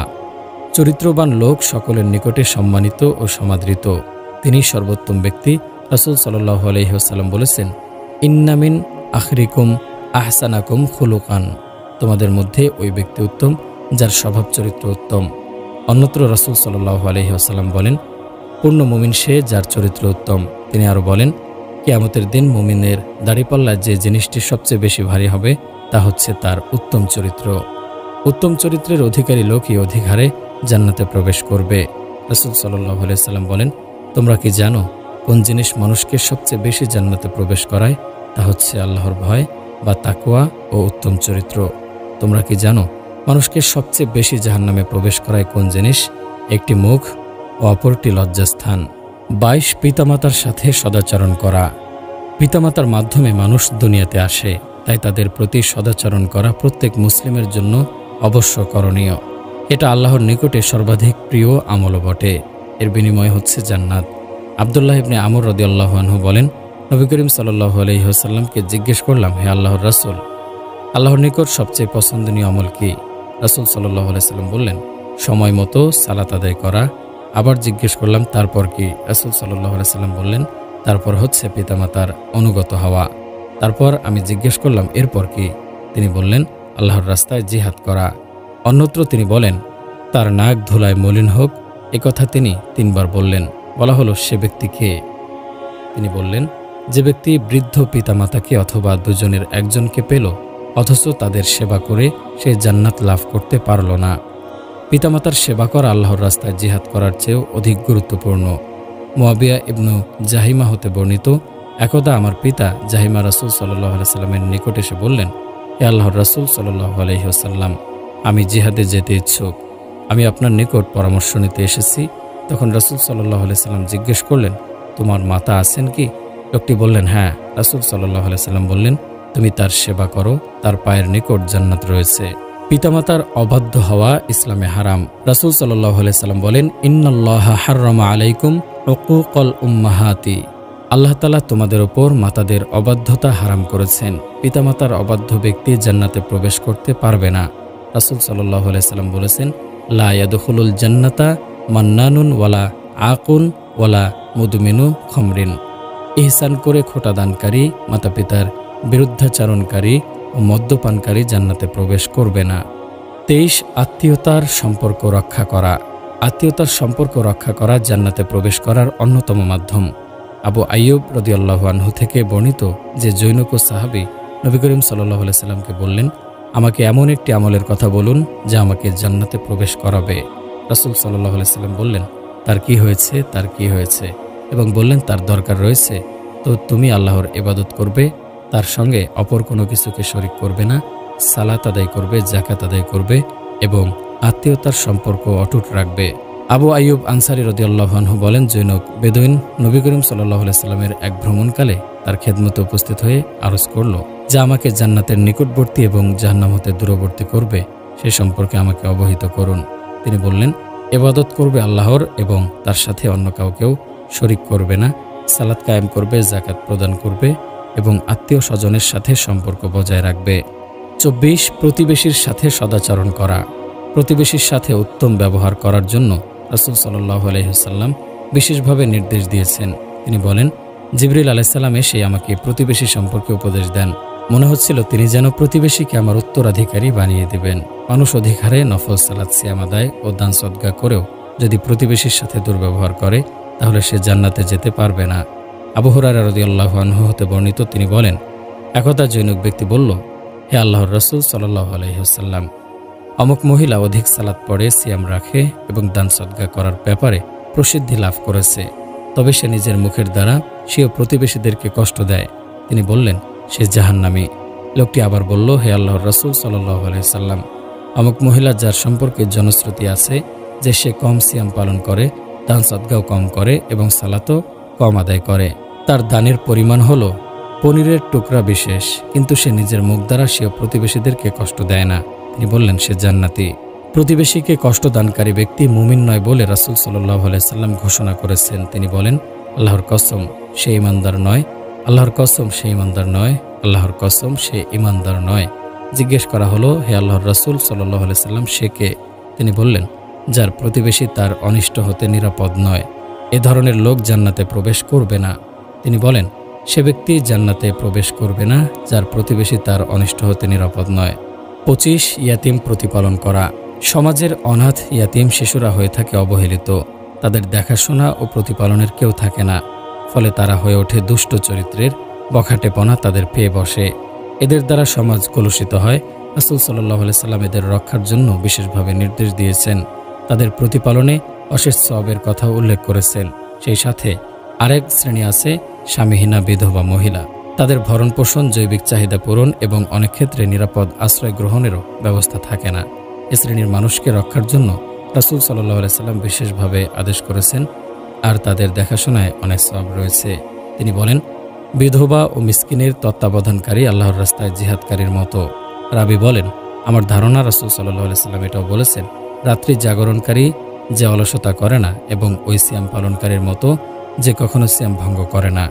রাসূল সাল্লাল্লাহু আলাইহি ওয়াসাল্লাম আরও বলেন, আমি ও ইয়াতিমের প্রতিপালনকারী জান্নাতে এ দুটির মতো থাকব। আর তিনি স্বীয় মধ্যমা ও বৃদ্ধাঙ্গুলির পার্শ্ববর্তী শাহাদাত আঙ্গুলি একত্র করলেন। অন্য বর্ণনায় এসেছে, তিনি বলেন, নিজের অথবা অন্যের ইয়াতিমের প্রতিপালক ও আমি জান্নাতে এ দুটির মতো থাকব। বর্ণনাকারী মালিক বলেন, তিনি মধ্যমা ও শাহাদাত আঙ্গুল দ্বারা ইশারা করলেন। 26 কন্যা সন্তান প্রতিপালন করা। কন্যা সন্তানকে সমাজে হীন দৃষ্টিতে দেখা হয়, অথচ কন্যা সন্তান প্রতিপালন করা জান্নাত লাভের উপায়। রাসূল সাল্লাল্লাহু আলাইহি ওয়াসাল্লাম বলেন, যে ব্যক্তি দুটি কন্যাকে প্রাপ্তবয়স্ক হওয়া পর্যন্ত প্রতিপালন করে, আমিও সে ব্যক্তি কিয়ামতের দিন এভাবে থাকব। এটা বলে তিনি স্বীয় আঙ্গুল একত্রিত করলেন। তিনি আরও বলেন, যে ব্যক্তি দুটি কন্যাকে প্রতিপালন করে, আমিও সে ব্যক্তি জান্নাতে এ দুটির মতো থাকব। আর তিনি স্বীয় দু আঙ্গুল দ্বারা ইশারা করেন। 27 আল্লাহর জন্য ভালোবাসা স্থাপন করা। সমাজের মানুষের মধ্যে পারস্পরিক সম্পর্ক গড়ে ওঠে, একে অপরের সাথে সম্প্রীতি সৌহার্দ্যের বন্ধনে আবদ্ধ হয়। এই সম্পর্ক যদি আল্লাহর সন্তুষ্টি লাভের মানুষে হয়ে থাকে তাহলে তার বিনিময় হচ্ছে জান্নাত। রাসূল সাল্লাল্লাহু আলাইহি ওয়াসাল্লাম বলেছেন, আল্লাহ তাআলা বলেন, যারা আমার সন্তুষ্টি লাভের উদ্দেশ্যে পরস্পরকে ভালোবাসে, আমার উদ্দেশ্যে সমাবেশে মিলিত হয়, আমার উদ্দেশ্যে পরস্পরের সাক্ষাৎ করে এবং আমার উদ্দেশ্যেই নিজেদের মাল সম্পদ ব্যয় করে, আমার ভালোবাসা তাদের জন্য অবধারিত। তিনি আরও বলেন, কিয়ামতের দিন আল্লাহ তাআলা বলবেন, আমার সমহান ইজ্জতের খাতিরে যারা পরস্পরে ভালোবাসা স্থাপন করেছে তারা কোথায়? আজ আমি তাদেরকে আমার বিশেষ ছায়া স্থান দেব। আজ আমার ছায়া ব্যতীত আর কোনো ছায়া নেই। অন্য হাদিসে এসেছে, আবু হুরায়রা রাদিয়াল্লাহু আনহু নবী করিম সাল্লাল্লাহু আলাইহি ওয়াসাল্লাম হতে বর্ণনা করেন, এক ব্যক্তি অন্য এক গ্রামে তার মুসলমান ভাইয়ের সাথে সাক্ষাতের উদ্দেশ্যে বের হলো। আল্লাহ তাআলা তার গমন পথে একজন ফেরেশতা বসিয়ে রাখলেন। লোকটি যখন সেখানে পৌঁছল তখন ফেরেশতা তাকে জিজ্ঞেস করলেন, তুমি কোথায় যাচ্ছ? সে বলল, এই গ্রামে একজন ভাই আছে, তার সাথে সাক্ষাতে যাচ্ছি। ফেরেশতা জিজ্ঞেস করলেন, তার কাছে তোমার কোনো অনুগ্রহ আছে কি, যার বিনিময় লাভের জন্য তুমি যাচ্ছ? সে বলল, না, আমি তাকে একমাত্র আল্লাহ তাআলার সন্তুষ্টির উদ্দেশ্যে ভালোবাসি। তখন ফেরেশতা বললেন, আমি আল্লাহ তাআলার পক্ষ থেকে তোমার কাছে এই সংবাদ দেওয়ার জন্য প্রেরিত হয়েছি যে আল্লাহ তোমাকে অনুরূপ ভালোবাসেন, যেরূপ তুমি আল্লাহর সন্তুষ্টির উদ্দেশ্যে তাকে ভালোবাসো। তিনি আরও বলেন, আল্লাহর বান্দাদের মধ্যে এমন কতিপয় লোক আছে যারা নবীও নন এবং শহীদও নন, কিন্তু কিয়ামতের দিন আল্লাহ তাআলার কাছে তাদের মর্যাদা দেখে নবী শহীদগণও ঈর্ষা করবেন। সাহাবীগণ আরজ করলেন, ইয়া রাসূলুল্লাহ, আমাদেরকে বলুন তারা কারা? তিনি বললেন, তারা এমন এক সম্প্রদায় যারা শুধু আল্লাহর রূহ কোরআনের সম্পর্ক দ্বারা পরস্পরকে ভালোবাসে, অথচ তাদের মধ্যে কোনো প্রকার আত্মীয়তা নেই এবং তাদের পরস্পরে মাল সম্পদের লেনদেনও নেই। আল্লাহর কসম, তাদের চেহারা হবে জ্যোতির্ময় এবং তারা উপবিষ্ট হবেন নূরের ওপর। তারা ভীত সন্ত্রস্ত হবে না যখন সমস্ত মানুষ ভীত থাকবে, তারা দুশ্চিন্তাগ্রস্ত হবে না যখন সকল মানুষ দুশ্চিন্তায় নিমগ্ন থাকবে। অতঃপর তিনি কোরআনের এই আয়াত পড়েন, জেনে রাখো, নিশ্চয়ই আল্লাহ বন্ধুদের কোনো ভয় নেই এবং তারা দুশ্চিন্তাগ্রস্ত হবে না। 28 মুসলিম ভাইদের কষ্ট দূরীভূত করা। দুনিয়াতে মুসলিম ভাইয়ের দুঃখ দুর্দশা দূর করা বা তার কোনো কষ্ট লাঘব করা আল্লাহর পক্ষ থেকে সাহায্য সহযোগিতা লাভ করার মাধ্যম। রাসূলুল্লাহ সাল্লাল্লাহু আলাইহি সাল্লাম ইরশাদ করেন, যে ব্যক্তি তার ভাইয়ের প্রয়োজন পূরণে সাহায্য করবে, আল্লাহ তাআলা তার প্রয়োজন পূরণে সাহায্য করবেন। যে ব্যক্তি কোনো মুসলমানের দুঃখ কষ্ট দূর করবে, আল্লাহ তাআলা কিয়ামতের দিন তার বিপদসমূহের কোনো একটি বড় বিপদ দূর করে দেবেন। আর যে ব্যক্তি কোনো মুসলমানের দোষ ত্রুটি ঢেকে রাখবে, আল্লাহ কিয়ামতের দিন তার দোষ ত্রুটি ঢেকে রাখবেন। অন্যত্র রাসূল সাল্লাল্লাহু আলাইহি ওয়াসাল্লাম বলেন, যে ব্যক্তি কোনো মুমিনের পার্থিব দুঃখ কষ্ট দূর করবে, আল্লাহ কিয়ামতে তার দুঃখ কষ্ট দূর করবেন। যে ব্যক্তি কোনো সংকটপন্ন ব্যক্তির সংকট নিরসন করবে, আল্লাহ তার দুনিয়া ও আখেরাতের যাবতীয় সংকট নিরসন করে দেবেন। যে ব্যক্তি কোনো মুসলিমের দোষ ত্রুটি গোপন রাখে, আল্লাহ দুনিয়া ও আখেরাতে তার দোষ ত্রুটি গোপন রাখবেন। আর আল্লাহ ততক্ষণ পর্যন্ত বান্দার সাহায্য করে থাকেন যতক্ষণ পর্যন্ত বান্দা নিজ ভাইয়ের সাহায্যে রত থাকে। তিনি আরও বলেন, যে ব্যক্তি কোনো মুসলমানের দুঃখ কষ্ট দূর করবে, আল্লাহ তাআলা কিয়ামতের দিন তার বিপদসমূহের কোনো একটি বিপদ দূর করে দেবেন। 29 6টি বৈশিষ্ট্যের অধিকারী হওয়া। 6টি এমন গুণ ও বৈশিষ্ট্য রয়েছে, কোনো ব্যক্তি সেগুলির অধিকার হলে আল্লাহর রাসূল সাল্লাল্লাহু আলাইহি সাল্লাম তাকে জান্নাতে প্রবেশ করানোর দায়িত্ব গ্রহণ করবেন। তিনি বলেন, তোমরা নিজেদের পক্ষ হতে আমাকে 6টি বিষয়ের জামানত দাও, আমি তোমাদের জন্য জান্নাতের জামিন হব। 1. তোমরা যখন কথাবার্তা বলো তখন সত্য বলবে। 2. যখন ওয়াদা করো তা পূর্ণ করবে। 3. যখন তোমাদের কাছে আমানত রাখা হয় তা পূরণ করবে। 4. নিজেদের লজ্জাস্থানকে হেফাজত করবে। 5. স্বীয় দৃষ্টিকে অবনিমিত রাখবে এবং 6. স্বীয় হস্তকে অন্যায় কাজ হতে বিরত রাখবে। 30. মহিলাদের জন্য স্বামীর আনুগত্য করা। মুসলিম মহিলাদের জন্য স্বামীর আনুগত্য করা জান্নাত লাভের মাধ্যম। হুসাইন ইবনে মেহসান তার ফুফু আসমা রাদিয়াল্লাহু তাআলা আনহা থেকে বর্ণনা করেন, তার ফুফু একদা তার কোনো প্রয়োজনের জন্য রাসূল সাল্লাল্লাহু আলাইহি সাল্লামের কাছে গেলেন। রাসূল সাল্লাল্লাহু আলাইহি সাল্লাম তার প্রয়োজন পূর্ণ করলেন। অতঃপর তিনি বললেন, তোমার স্বামী আছে কি? সে বলল, হ্যাঁ আছে। রাসূল সাল্লাল্লাহু আলাইহি সাল্লাম বললেন, তুমি তার কেমন স্ত্রী? সে বলল, আমি তার খেদমত করতে কম করি না, যদি না আমি তার ব্যাপারে অপারগ হই। রাসূল সাল্লাল্লাহু আলাইহি সাল্লাম তাকে বললেন, তুমি যা বলছো সে ব্যাপারে চিন্তা করো, তুমি তার থেকে কোথায় যাবে? নিশ্চয় সে তোমার জান্নাত ও জাহান্নাম। অন্যত্র রাসূল সাল্লাল্লাহু আলাইহি সাল্লাম বলেছেন, কোনো মহিলা যখন তার প্রতি নির্ধারিত 5 ওয়াক্ত সালাত আদায় করে, রমজান মাসের সিয়াম পালন করে, নিজের লজ্জাস্থানের হেফাজত করে ও স্বামীর অনুগত থাকে, তখন সে জান্নাতের যে কোনো দরজা দিয়ে ইচ্ছা প্রবেশ করতে পারবে। 31 ঋণগ্রস্তকে অবকাশ দেওয়া। ঋণগ্রস্তকে অবকাশ দানকারী ব্যক্তিকে আল্লাহ তাআলা ক্ষমা করে দিবেন এবং তাকে জান্নাতে প্রবেশ করাবেন। রাসূল সাল্লাল্লাহু আলাইহি সাল্লাম বলেছেন, এক ব্যক্তি লোকদেরকে ঋণ দিত, সে তার কর্মচারীকে বলতো, কোনো ব্যক্তিকে ঋণ পরিশোধে অক্ষম দেখলে তাকে ক্ষমা করে দিও, হয়তো এ কাজের বিনিময়ে আল্লাহ আমাদেরকে ক্ষমা করে দেবেন। রাসূল সাল্লাল্লাহু আলাইহি ওয়াসাল্লাম বললেন, ওই ব্যক্তি মৃত্যুর পর আল্লাহর নিকট পৌঁছলে আল্লাহ তাকে ক্ষমা করে দেন। অন্যত্র তিনি বলেন, যে ব্যক্তি এ কামনায় করে যে আল্লাহ তাআলা তাকে কিয়ামতের দিন দুঃখ কষ্ট হতে মুক্তি দিন, সে যেন ঋণ পরিশোধে অক্ষম ব্যক্তির প্রতি সহজ পন্থা অবলম্বন করে কিংবা মাফ করে দেয়। তিনি আরও বলেন, যে ব্যক্তি ঋণ পরিশোধে অক্ষম ব্যক্তিকে অবকাশ দেবে অথবা ঋণ ক্ষমা করে দেবে, আল্লাহ তাকে কিয়ামতের দিন দুঃখ কষ্ট হতে মুক্তি দেবেন। রাসূল সাল্লাল্লাহু আলাইহি সাল্লাম আরও বলেন, যে ব্যক্তি ঋণ পরিশোধে অক্ষম ব্যক্তিকে অবকাশ দেবে অথবা তার ঋণ মাফ করে দেবে, আল্লাহ তাআলা তাকে কিয়ামতের দিন স্বীয় ছায়ায় ছায়াদান করবেন। 32 গোলাম আজাদ করা। কোনো মুসলিম দাসকে মুক্ত করলে তা জাহান্নাম থেকে পরিত্রাণ লাভের উপায় হিসেবে গণ্য হয়। নবী করিম সাল্লাল্লাহু আলাইহি সাল্লাম বলেন, যে কোনো মুসলমান দাসকে মুক্ত করবে সে জাহান্নাম থেকে মুক্তি লাভ করবে। তিনি আরও বলেন, যে ব্যক্তি কোনো মুসলিমকে মুক্ত করবে আজাদ ব্যক্তির প্রতিটি অঙ্গের বিনিময়ে আল্লাহ তার অঙ্গ প্রত্যঙ্গকে জাহান্নাম থেকে রক্ষা করবেন। 33 তাওবা করা। যে ব্যক্তি অপরাধ করার পর আল্লাহর নিকটে ক্ষমা চায় সে আল্লাহর ভালোবাসা লাভ করে। এতে আল্লাহ যত বেশি খুশি হন অন্য কোনো ইবাদতে তিনি তত খুশি হন না। নবী করিম সাল্লাল্লাহু আলাইহি সাল্লাম বলেন, প্রত্যেক আদম সন্তানই ভুলকারী। উত্তম ভুলকারী তারাই যারা তাওবা করে, ক্ষমা চায়। রাসূল সাল্লাল্লাহু আলাইহি সাল্লাম বলেছেন, আল্লাহ তাআলা বলেন, হে আমার বান্দারা, আমি জুলুমকে আমার জন্য হারাম করেছি এবং তোমাদের জন্যও তা হারাম করেছি, সুতরাং তোমরা পরস্পর জুলুম করো না। হে আমার বান্দারা, তোমাদের প্রত্যেকেই পথহারা, কিন্তু আমি যাকে পথ দেখাই, সুতরাং তোমরা আমার নিকট সঠিক পথের সন্ধান চাও, আমি তোমাদেরকে পথ দেখাবো। হে আমার বান্দারা, তোমাদের প্রত্যেকেই ক্ষুধার্ত, কিন্তু আমি যাকে আহার দেই, অতএব তোমরা আমার নিকট খাদ্য চাও, আমি তোমাদেরকে খাদ্য দেব। হে আমার বান্দারা, তোমাদের প্রত্যেকেই নগ্ন বা বস্ত্রহীন, কিন্তু আমি যাকে পরিধান করাই, সুতরাং তোমরা আমার নিকট পোশাক চাও, আমি তোমাদেরকে পরিধান করাবো। হে আমার বান্দাগণ, তোমরা রাত দিন অপরাধ করে থাকো, আমি সমস্ত অপরাধ মাফ করে দেই, সুতরাং তোমরা আমার নিকট ক্ষমা চাও, আমি তোমাদেরকে ক্ষমা করে দেব।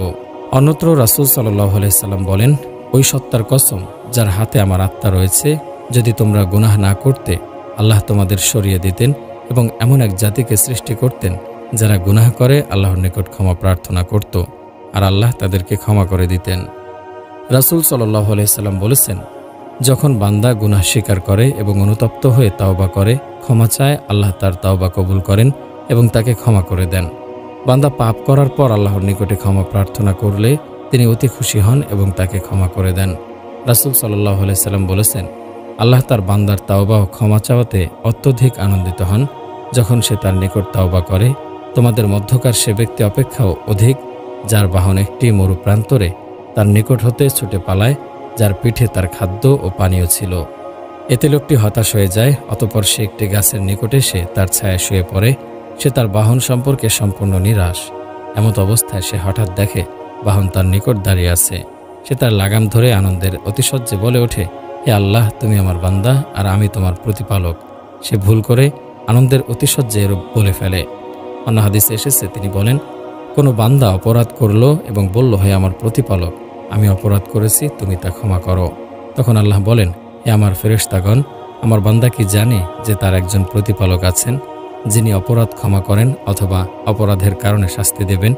তোমরা সাক্ষী থাকো, আমি তাকে ক্ষমা করে দিলাম। অতঃপর আল্লাহ যতদিন চাইলেন ততদিন অপরাধ না করে থাকলো। আবার অপরাধ করল এবং বলল, হে আমার প্রতিপালক, আমি আবার অপরাধ করেছি, তুমি আমাকে ক্ষমা করো।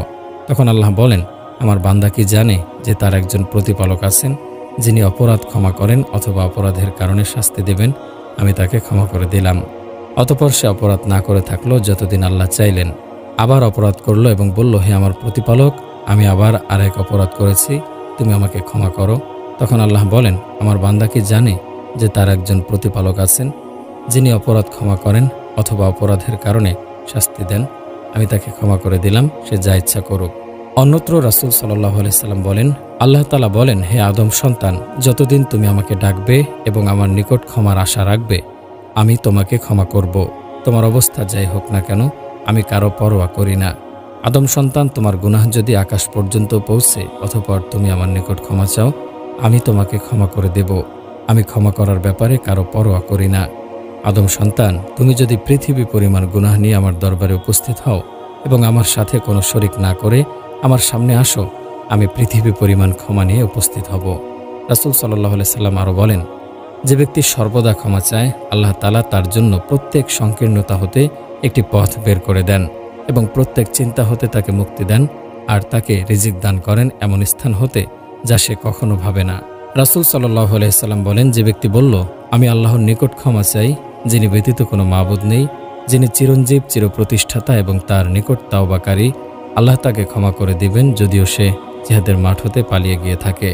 রাসূল সাল্লাল্লাহু আলাইহি সাল্লাম বলেছেন, ক্ষমা প্রার্থনা করার শ্রেষ্ঠ দোয়া হলো তোমরা এরূপ বলো, আল্লাহুম্মা আনতা রব্বি লা ইলাহা ইল্লা আনতা খলাকতানি ওয়া আনা আবদুকা ওয়া আনা আলা আহদিকা ওয়া ওয়া'দিকা মাস্তাতা'তু আউযু বিকা মিন শাররি মা সানা'তু আবু উলাকা বিনি'মাতিকা আলাইয়্যি ওয়া আবুউ বিযামবি ফাগফিরলি ফাইন্নাহু লা ইয়াগফিরুয যুনুবা ইল্লা আনতা মান ক্বালাহা মিনান নারি মুকিনান বিহা ফামাতা মিন ইয়াউমিহি ক্বাবলা আন ইউমসি ফাহুয়া মিন আহলিল জান্নাহ ওয়া মান ক্বালাহা মিনাল লাইলি ওয়া হুয়া মুকিনুন বিহা ফামাতা ক্বাবলা আন ইউসবিহ ফাহুয়া মিন আহলিল জান্নাহ। হে আল্লাহ, তুমি আমার প্রতিপালক, তুমি ব্যতীত কোনো মাবুদ নেই, তুমি আমাকে সৃষ্টি করেছ, আমি তোমার বান্দা, আমি আমার সাধ্যানুযায়ী তোমার চুক্তি ও অঙ্গীকারের ওপর আছি। আমি আমার কৃতকর্মের মন্দ পরিণাম হতে তোমার নিকট আশ্রয় চাচ্ছি। আমার প্রতি তোমার অনুগ্রহকে আমি স্বীকার করি এবং আমার অপরাধকে স্বীকার করি, সুতরাং তুমি আমাকে ক্ষমা করো, কেননা তুমি ব্যতীত অপরাধ ক্ষমা করার আর কেউ নেই। অতঃপর রাসূল সাল্লাল্লাহু আলাইহি সাল্লাম বললেন, যে ব্যক্তি এই দোয়া প্রতি বিশ্বাস রেখে দিনে বলবে আর সন্ধ্যার আগে মারা যাবে, সে জান্নাতীদের অন্তর্ভুক্ত হবে। আর যে বিশ্বাস করে রাতে বলবে এবং সকাল হওয়ার আগে মারা যাবে, সে জান্নাতীদের অন্তর্ভুক্ত হবে। 34 জান্নাত লাভের জন্য দোয়া করা। রাসূলুল্লাহ সাল্লাল্লাহু আলাইহি ওয়াসাল্লাম যে কোনো জিনিস মহান আল্লাহর নিকটে চাইতে বলেছেন, আর জান্নাতই মুমিন জীবনের সর্বশ্রেষ্ঠ কাম্য বস্তু। তাই মহান আল্লাহর নিকটে জান্নাত লাভের জন্য দোয়া করতে হবে। আল্লাহুম্মা ইন্নী আসআলুকা মিনাল খাইরি কুল্লিহি আজিলিহি ওয়া আজিলিহি মা আলিমতু মিনহু ওয়া মা লাম আ'লামতু ওয়া আউযু বিকা মিনাশ শাররি কুল্লিহি আজিলিহি ওয়া আজিলিহি মা আলিমতু মিনহু ওয়া মা লাম আ'লাম। আল্লাহুম্মা ইন্নী আসআলুকা মিন খাইরি মা সাআলাকা আবদুকা ওয়া নাবিয়্যুকা ওয়া আউযু বিকা মিন শাররি মা আযাবিহি আবদুকা ওয়া নাবিয়্যুকা। আল্লাহুম্মা ইন্নী আসআলুকাল জান্নাতা ওয়া মা ক্বাররাবা ইলাইহা মিন কওলি আও আমালিন আউযু বিকা মিনান নারি ওয়া মা ক্বাররাবা ইলাইহা মিন কওলি আও আমালি ওয়া আসআলুকা আন তাজআলা কুল্লু কাযাইন কাযায়াতু লি খায়রা। হে আল্লাহ, আমি তোমার নিকটে সর্বপ্রকার কল্যাণ কামনা করছি, তা দ্রুত হোক বা বিলম্বে হোক, যা আমি জানি বা জানি না।